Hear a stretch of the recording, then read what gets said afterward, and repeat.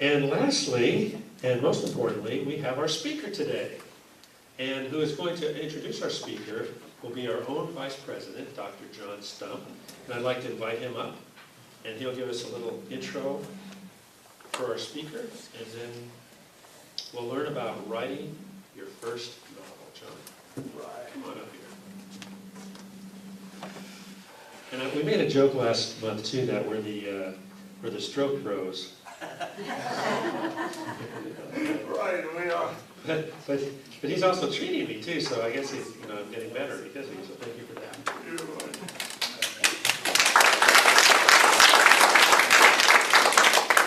It's a pleasure both working with John and having him as a patient. He sort of keeps the acupuncturists like me in stitches. So very good. I want to introduce our speaker. He is well known in many areas, but he's new to the Fairhope area, relatively, all right? But he was born and educated in Little Rock, Arkansas. And the interesting thing about it is if anyone is familiar with Little Rock, Arkansas, the first thing you think about is Clinton. And the Clintons are from that area, and I'll let Jerry expand on that. But Jerry was educated in, at Hendrix College in Little Rock. All right. And also he got his seminary theological education at Fuller Theological Seminary in Arkansas as well. And from there, he went to California, all right, and continued in Pasadena, California, to get his doctorate degree. So it's actually Dr. Blacklaw, all right? So he's a doctor of theology. And also then from there, he went to Columbia Theological Seminary in Atlanta, Georgia. And so that brought him back to the East Coast and a little closer. And then from there, all right, he got down on the Mississippi coast, all right? And Mississippi, as you know, very interesting place and very very littered with writers, all right? And so there, Jerry practiced theology and was a pastor in a church for over 25 years. And so as a result, came a spatial knowledge, all right? And from there, he moved to Alabama, and Alabama in the Spanish Fort area, and from Spanish Fort, he got down to Fairhope. And so we are lucky and especially blessed to have a guy that is not only a good writer, but he's a great musician as well. He entertains us with music and prose, both. So let me introduce Jerry Blacklaw.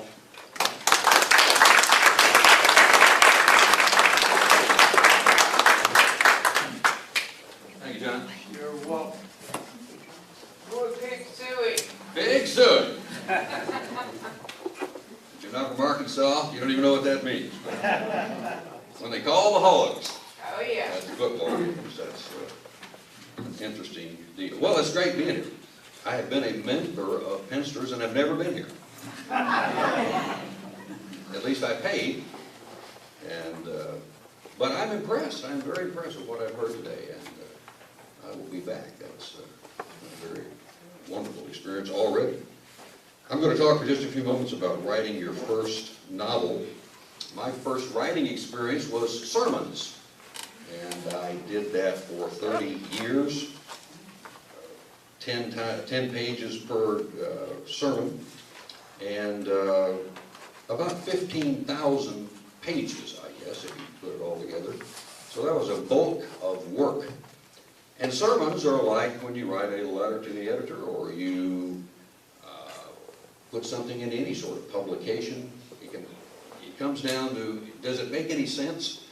And are people interested in what you have to say? So we're going to talk a little bit about trying to make sense out of what you have to say as you write your first novel. We're going to talk about, do you want to write a novel? Why? Or what are you currently writing? What writing devices do you like? And I can tell this is not a bashful bunch, so we're going to have to limit. But after every one of these topics, we'll give 2 or 3 people a chance to say something. How do we start? How do we finish? And upon completion, what do we do with our manuscript? And after each of these sections, you'll be invited to say a word. And we'll be through by, John says, 11:30. Is that right? Right. Right? Okay. And Rotary, that's where John and I know each other. And Rotary, people get up and leave if the speaker's not there. So I'll be very conscious of that. If suddenly people are leaving, I'll know that it's 11:30. Why do we want to write a novel? What makes anybody think that someone wants to read what you are writing?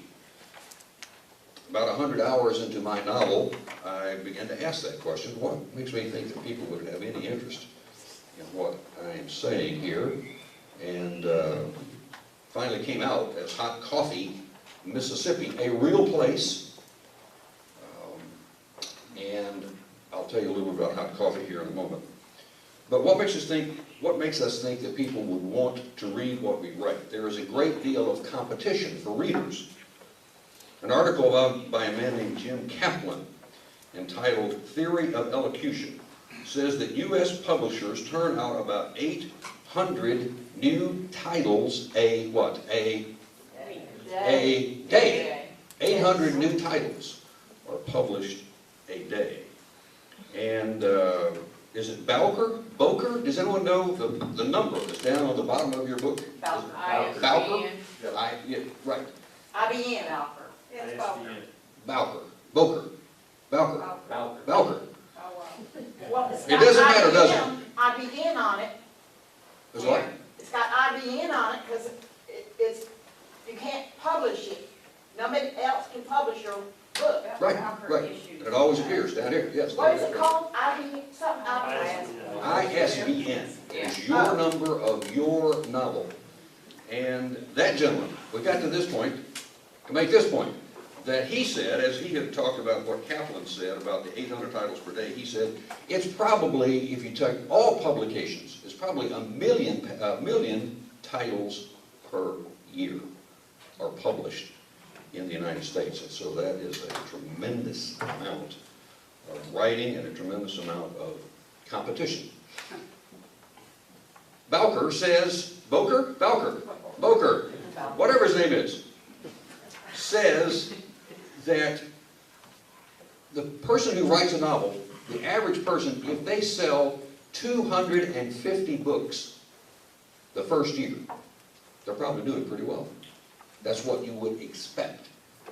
And if you stay with it for 5 years, maybe you'll get up to 1,000, 1,500. That's the typical thing to expect. So there's a lot of competition out there for writers to be able, if they want people to read their work, a lot of competition for it. An author, Lincoln Michael, suggests new writers should absolutely write toward art, not markets, which is to say, not many writers have commercial success. If someone went into writing just, I want to make a lot of money, there are not many people who are going to do that. John Grisham does, but most of us are not going to, probably.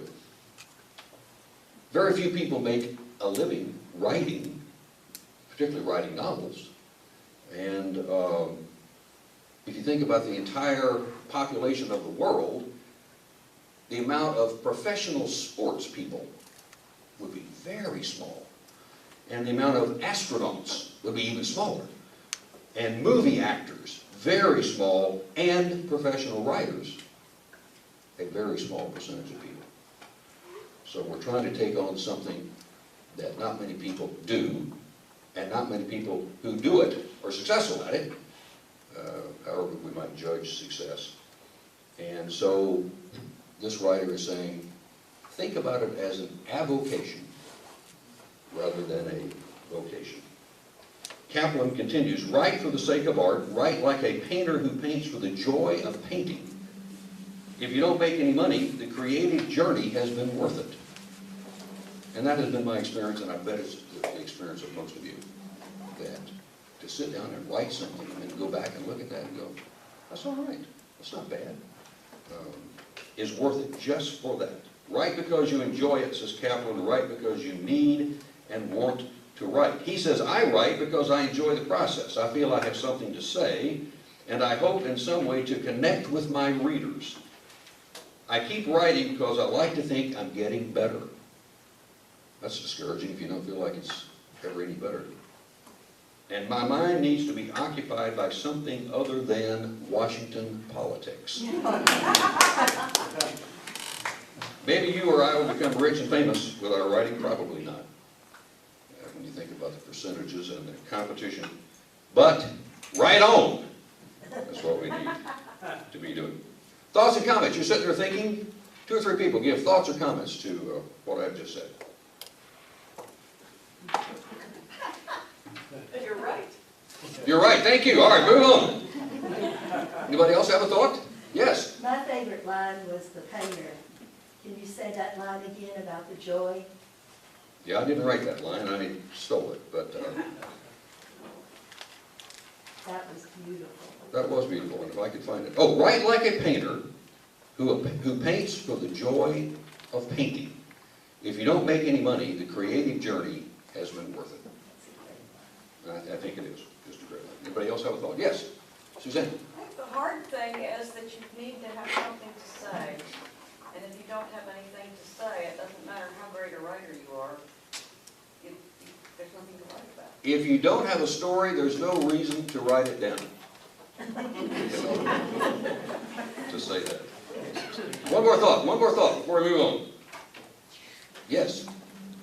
I write because I would go crazy if I couldn't. And it is also, for me, an excellent form of self-therapy. Self-therapy. Okay. Very good. Page 2. As Paul Harvey used to say, page 2. If you want to be writers, the question is, what are you currently writing? I knew a young man that said, I want to be a writer one day. I said, what are you writing? He said, nothing. I said, you written any articles or any letters to the editor? No. Do you keep a writing journal? No. And so I thought, well, he's probably not going to be successful. How can a person want to be a writer if they don't write anything? And if you write, like I made a poem when the Auburn and the Alabama team was winners, and I was gonna send it to the newspaper. They said, we don't pay for that. We don't pay. We don't pay for that. Interesting. But you had fun writing it. Sure did. One of my favorite quotes is from Marjorie Franco's Genevieve and Alexander. She starts out by saying that her mother, on her deathbed, said, I want to write a book. Is that right? That's great. Publishers say, start a blog. And some of you may have a blog. Anybody, how many people have blogs? Several. Great opportunity to write as on blogs. And publishers say, start there. And as you write a blog and you get people responding and so forth, that's a good thing in and of itself, but you also begin building up a group of people who will later become the purchasers of your Pulitzer Prize for literature. So that's a plus for blogs. Perhaps writing a novel is too big a challenge in the beginning, because you launch into something that I think for me took 1,500 hours. So maybe you start a little smaller with the content, and then perhaps down the road you want to write a novel. Comments on that? Well, Well, sometimes something turns into a novel. In my case, I wrote a short story that when I came to where I needed to stop, it wasn't the end. Right, And I thought, oh, wait a minute, this isn't a short story, this is a book. very good. But I just wrote one chapter at a time. I didn't think in terms of, oh, I've got all these chapters to go out. And I guess if I had run out, I would have stopped. Sure. But it kept going. Yes, ma'am? Write what you know. You know, like her story right there, that was a good memoir to start. She had her birth. She writes what she knows. There you go. Write what you know. Page 3. What kind of literary devices do you like? Writing first person, third person, fiction, nonfiction, dialogue, little dialogue, history, drama, mystery, children's books. Certain people tell me what kind of things do you like to write in terms of the way you write it? Anyone? Yes? I like third party because then you get to see and hear what all the characters are Okay. doing from their perspective. One vote for third person. Anybody, any other device or a way of writing that you particularly like? Can't be wrong, it's just your opinion. I like first person POV. All right.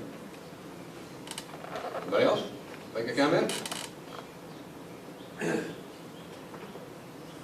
Some of the things that I like as devices in writing, I like for there to be a sense of goodness in the writing. There's a place, I'm sorry ma'am, I forgot your name, but you said it's a dark novel, and there's a place for that. But it does have a sense of goodness. But it has a sense of goodness, even within darkness. And for me, that's an important thing. I'm a minister. My novel is not a religious book, but there is a sense of goodness to it, and I like that. I also like surprises. I don't know if you like surprises in novels, but there are 3 ahas in my book that you would not have expected to be coming at all. They're major surprises, and I like that, so I incorporated that into my novel. And the other is I like humor. And humor doesn't, the word humor, if you've ever studied humor, you know it doesn't always mean laugh out loud, slap your knee and laugh. It can be something just clever or interestingly light that maybe brings a smile. And I'm going to read just a little bit here from Hot Coffee, Mississippi. A real place. My Uncle Weldon, when he lived in Hot Coffee in 1932, he was 10 years old. And this is about Uncle Weldon in his one-room schoolhouse. I've been there, the one-room schoolhouse in Hot Coffee. And I wasn't in the world then. He would become my uncle as he grew up. Uncle Weldon's school teacher, Miss Hildebrand, always made a big deal out of Valentine's Day. She gave every student the same number of pieces of paper as there were students in the one-room school. The students cut each piece into the shape of a heart, wrote a classmate's name on one side of the heart and a Valentine message on the other side. The idea was for every student to receive a Valentine from every other student. It was a way, explained Miss Hildebrand, to let your classmates know that you like them. Once all the Valentines were made, Miss Hildebrand thumbtacked paper sacks on the chalk tray. You used to have that when you were in school? Chalk trays under the blackboards? Yes. They ran along the bottom of the blackboard. Every person in the school had a sack with their name prominently written on it. The Valentine ritual, as it was called, was conducted right before lunch. All of the students paraded past the sacks, distributing their Valentines to each of their fellow classmates. However, as is often true with traditions, there's also unspoken but very real parallel rituals that were part of the distribution of Valentines. Most of the homemade cards simply read, Happy Valentine's Day, followed by the name of the giver. But if someone was especially sweet on one of his or her classmates, the word love might be included. Happy Valentine's Day, love. and a signature. Every student wanted to receive at least one love card. In his case, Uncle Weldon had been hoping for weeks that he would get such a card from Pammy Boomer. But there was another possibility. If a student wanted to be mean and spiteful, he or she could pretend to forget to give a Valentine to a classmate they wanted to slight. If they were caught in the act of breaking the rules, the culprits would always be able to say, oh, I forgot, sorry. But the classmate knew that he or she had been intentionally ignored. To be purposefully left out was like a dagger to the heart. And so it was at lunchtime on Valentine's Day of his 10th year, 1932, that Uncle Weldon had braved the cold to go outside to look through the cards in his Valentine sack, hoping against hope that, what's her name? Pammy Boomer wanted to be his Valentine forever and had signed his card, Love, Pammy. To block the bitter north wind, he sat down with his back against a tree and began reading. Happy Valentine's Day! Happy Valentine's Day! Each card except for the signature was exactly the same.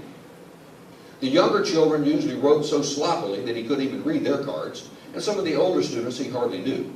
His best friend Toad drew a funny face on his card. The more Uncle Weldon read, the more frantic he became. He had read every Valentine until there was only one left. Pammy Boomer's name had not yet appeared. Even with the cold breeze coming off the creek, he broke into a sweat. With all the courage he could muster, he turned over the last card. Happy Valentine's Day, your old baseball buddy Roger. Uncle Weldon sat motionless. He couldn't remember ever playing baseball with Roger. He had never had a conversation with Roger. They certainly weren't buddies. He didn't even like Roger. He wadded up all of the homemade Valentines, stuffed them in his sack, and confronted the cold, hard truth. He had been passed over. He had feared this moment for weeks. The worst had happened. His life was over. How could he go back into the classroom after lunch knowing that he had been ignored by all the rest? Whose idea was this dumb Valentine's Day ritual anyway? As an adult living in Fort Worth, Texas, many years later, Uncle Weldon still remembered that cold February day. He said that his disappointment with never feeling successful in life, his regret over not graduating from high school, his lifelong frustration with a career going nowhere, his abuse of alcohol, his struggles with asthma, and his terror at being shot in the hip by an enemy sniper in World War II, all combined, had not been as painful to him as Pammy Boomer's rejection on that Valentine's Day in 1932 in Hot Coffee, Mississippi.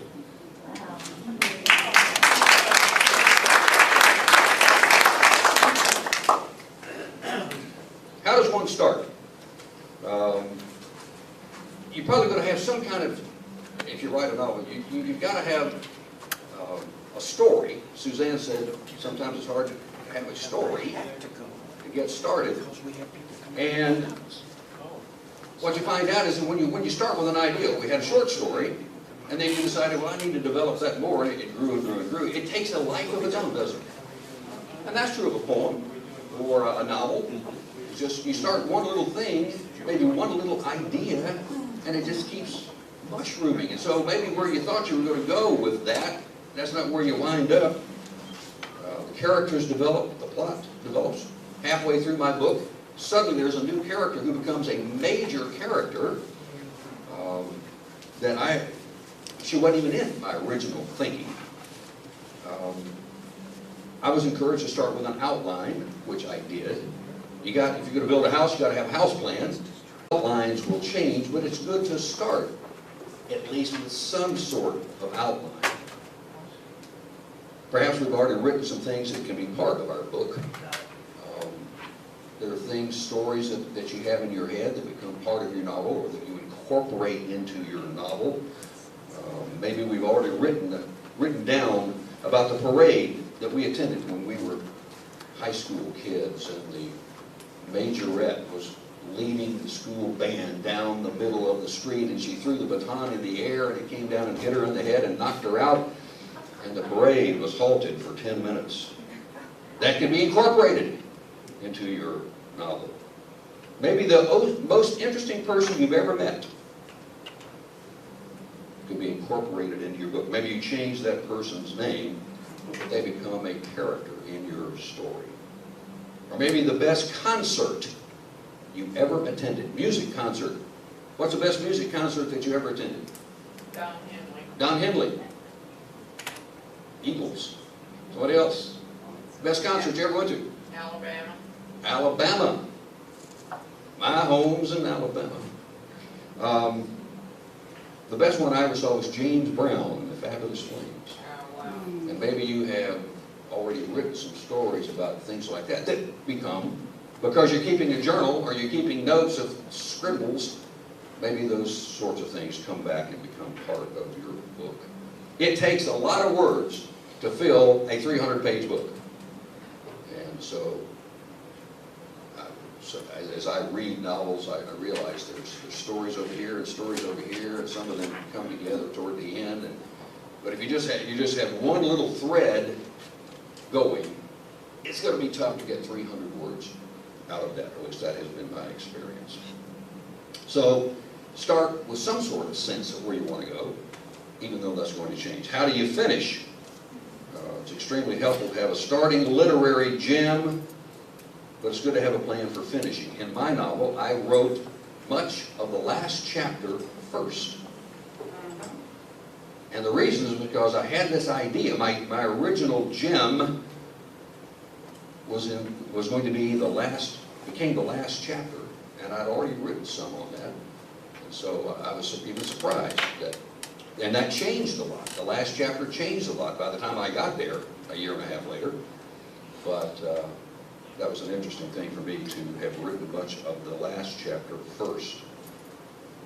Some stories, like a bad sermon or a bad lecture, go on too long. In my opinion, better too short than too long, but that's just my opinion.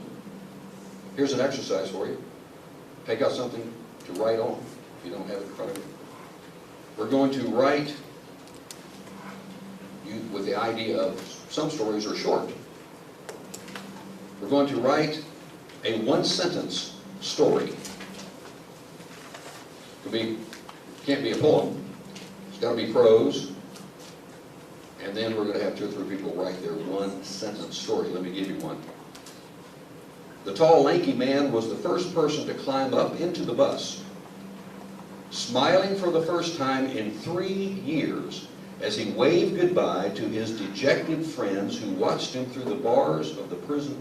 Wedding gown for sale, size extra large, never worn, ring not included. Did what? Ring not included. Someone else? This is not a bachelor lunch, I know. Yes? I have lived for 59 years as an Army brat, loving every minute the new bases, living in Europe, and will always be eternally grateful my father signed his oath for life. 2 more. The RV disappeared around the corner as tears streamed down her face as she watched her wonderful hours of happiness disappear around the corner. Way back, way back. He held the 2 tiny black kittens gently in his hands and looked inquiringly at his wife, who said, "It's okay, we have room for both of them at home." Maybe we have written a sentence. It's pretty limiting, isn't it? But you can start something, and I always did that. I'll start something that you can see how we move into a much expanded idea. Thanks for sharing those. With our writing, at some point, we simply have to write it up. Wrap it up. Not write it up. Wrap it up. And put it to bed. And there will be plenty of time for rewrites. I think in my novel, the rewrites probably took as much time as did the first draft. And that was disconcerting because I'm the kind of guy, I got a task, I'll do the task and I'm done.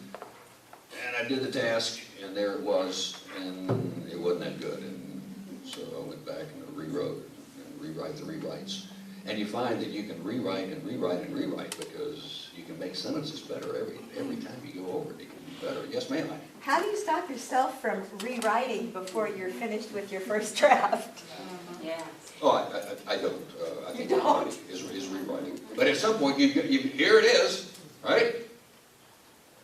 And then you got to read it. And as you read it, you're going to be rewriting it. And you're going to be adding to. Yes, ma'am. I'm not sure how to phrase this. How do you get to the point where you like what you wrote? You didn't hear the question. How do you get to the point where you like what you wrote? Someone speak to that. Because you can rewrite and rewrite and rewrite and Yes, you can. rewrite. Yeah, you can just, for the rest of your life. You got an answer to that? Yeah, now, everybody has a subjective standard, since what they in their own mind think is a standard for the type of work they're doing. So you know when you've met that standard. Okay. For me, it was just sheer exhaustion. I'd worked on it for a year and a half. I thought I could do this in 6 months and ship it off to Scribner and Sons, and they would say, yeah, oh yeah, we like this book. We're going to publish this tomorrow.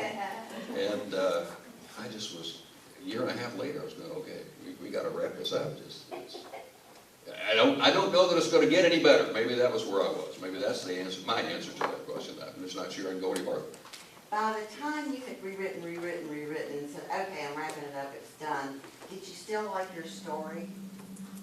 Yes, the story was better. The story was better with the rewrites. Because you kept adding more information too. It's not just grammar or punctuation, Right. but you keep adding stuff, and so it gets better. Yes, ma'am? I have a question.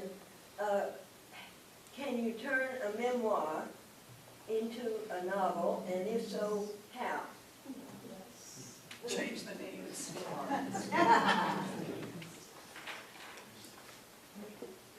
Well, there's so many answers to that. You can make that into a first person, I'm living with this person, or I know this person well, or so you tell a narrative would be one way. Another is almost like biography, where you're writing about somebody else. Somebody help me with that. Yes, Who did your editing? my wife. And we're still married. Which at one point we thought this may not be a good idea. Or to be the editor. Yes, ma'am. So does she have a background to do that? Yes. Yeah, she. So you don't want just to... Oh, no. It's just, I need to think of someone that won't charge me a lot of money. My wife would do that. No, she's very talented in that way. She was more demanding than I was of the manuscript. It seems to me like if you don't like what you've written, pretty soon you ought to think, maybe I shouldn't be writing this particular thing. Yeah. Yeah, good point. I always like what I write unless it's not good or just not my thing to write, and then I know, let's don't go there. I was lucky in that regard because as a sermon writer, weekly sermon writer, I had to, at times you have something right out of the scriptures. Here's a story that illustrates this point. But sometimes you have the point and then you don't have a good story. And I began to write stories that would illustrate the point. And my original thought was I'm going to make a book of sermons, a compilation of sermons.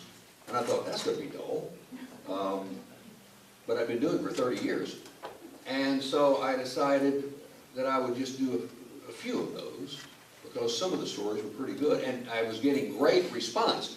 For no reason, I can't even explain how Uncle Weldon, I do have an uncle whose name is Weldon, but he has never been in Mississippi. I decided just to start writing stories that would illustrate points, and I just came up with the idea of a little boy in Mississippi, things happening to him. And so people began to look forward more to the hot coffee Mississippi stories than they did the point of the sermon. So that was the time to retire from the ministry and do more writing. Page 5. Finally, what do you do with a completed manuscript? You can put it in the desk and never look at it again. That's one possibility. But if you put a lot of time, I told you I thought it took me 1,500 hours. You don't want to do that. You can send it off to publishers. There's a bunch of them. And explain why that company should publish your book. It's rare. I've heard very few stories of people who said, I just sent this off to some large publisher, and they wrote back, fantastic. I can't wait to publish your book. It has happened, but that is rare, isn't it? I sent my book with a letter to Ron Howard. Ron Howard, anybody know Ron Howard's name? He is a movie producer, but you would know him originally as Opie. So he was Opie in a small town, fictional town, named Mayberry. And I thought, Ron Howard is going to love this book because it's about a 10-year-old kid in a small rural town, even though Hot Coffee wasn't fictional. He's going to love this. Did I ever hear from Ron Howard? No, of course not. And I didn't think I would, but I took the chance, and I also sent it off to publishers, none of which have I ever heard from. But In other words, you got a lot of slush pile letters? I got a couple of those, and mostly you get nothing from Ron Howard. I don't think that was his loss necessarily, but we just never heard from Ron Howard. So I published, as many of you have done also. I was interested. The very first person who spoke today, you just got with a publisher. Fantastic! Congratulations. That's fantastic. It's a great accomplishment to write something. Then it's a great accomplishment if you self-publish with Amazon. Create Space. Most of you know that title. That's the publishing arm of Amazon. And so that's fantastic to either write your own or get somebody else to pick it up. And Create Space, if you don't know this, will publish your book and do very minimal cost, We'll print your book, publish your book, and send the books as people buy them off Amazon. Some of you know all about that. And then you can also have them do it all. Do the editing. You can write the story and send it to them, and they'll do the editing, and they'll clean it up, and they'll make it look better. And I bought a picture off the internet for $35. This is you can't see it, I know. Two little boys walking down a railroad track, which fit perfectly. Oh, that's an interesting thing. Once I bought this picture of two kids walking down a railroad track, because I wanted a kid, I went back to my novel, which I was still working on, and wrote a scene in which Uncle Weldon and his best friend were walking down the railroad track. So it looks like that this came, what am I trying to say? That the picture was first. It wasn't. It was, yes it was. The picture was first, and then I went back to the story and wrote something so that it made sense why that's the picture on the front of the book. There are also other publishing groups that will, many of them primarily printers. You get a letter and we want to publish your book. You go, oh, fantastic. And then you find out they're primarily just printers. And they're going to charge you for printing your book. And Oh, you might get a letter that says, we'll publish your poem in our anthology. Do you want to buy it? Yeah. there you go. Ah, There you gotta go. beware. It'll be in this wonderful book. Yeah. Page and Palette is fantastic. These folks have been great to me, and they have my book, still do, under local authors, and so that's an outlet. Sometimes people think I should spend some advertising money on my own book, and I read a story about a man, I think the figure was $100,000. He put $100,000 advertising his book, and he also gave a number of friends money to buy his book, and he bought $50,000 worth of his own book, and the result of that was his book shot up the charts because $100,000 came in on that book, and he made a lot of money. He wound up netting, he lost the 100, well, not lost, he invested the 100,000, but we'll just use a number, but he sold $300,000 worth of books, and so he netted a very handsome profit. I thought that was an interesting strategy. Send letters to your friends, network with writers, we're doing that today. There's a lecture series at the Fairhope Library every fall and spring, and sometimes people have an opportunity to stand before that group and talk about their novel. There are book clubs, all kinds of book clubs, and that's a great outlet to go and say something about your book to book clubs, or go and be a part on the day when they're going to talk about your book at the book club. You go and be a part of the conversation. People have had success doing that. Here's the truth. Here is the truth. Our best bet for being published is to know someone, or know someone who knows someone in the publishing business. Who you know carries a tremendous amount of weight, not just in publishing books, but just about every avenue of life. Is that not the truth? We should write because we like to write. We should write for the joy of it. Maybe fame and fortune awaits us, but in the meantime, don't quit your day job. And write on. Thank you very much.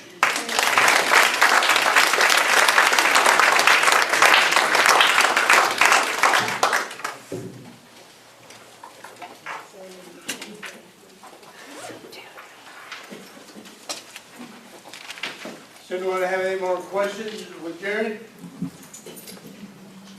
Jerry Beaver, I'll take here at this table with his book. No.